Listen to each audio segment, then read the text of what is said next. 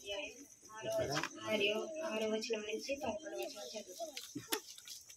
ఆయన దేవుని స్వరూపము కలిగిన వాడి నుండి దేవునితో సమానముగా ఉండుట విడిచిపెట్టకుండా విడిచిపెట్టని భాగ్యము ఎంచుకొనలేదు గాని మనుష్యుడు పోలికగా పుట్టిన దాసుని స్వరూపము ధరించుకొని తనను తానే రిక్తిగా చేసుకొనెను.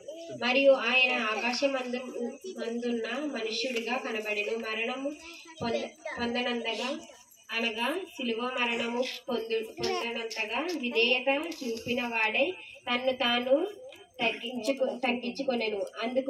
అందుచేత నా పరలోకమందున్న వారిలో కానీ భూమి మీద ఉన్న వారిలో కానీ భూమి క్రింద ఉన్న వారిలో కానీ ప్రతి వాని మోకాలును యేసు నామమున వంగునట్లు ప్రతి వానిని నాలుకయు తండ్రి అయిన దేవుని మహిమార్థమైన యేసుక్రీస్తు ప్రభువుని ఒప్పుకొనట్లును దేవుడు ఆయనను అధికముగా హెచ్చించి ప్రతి నామమునకు పైనామమును ఆయనకు అనుగ్రహించెను.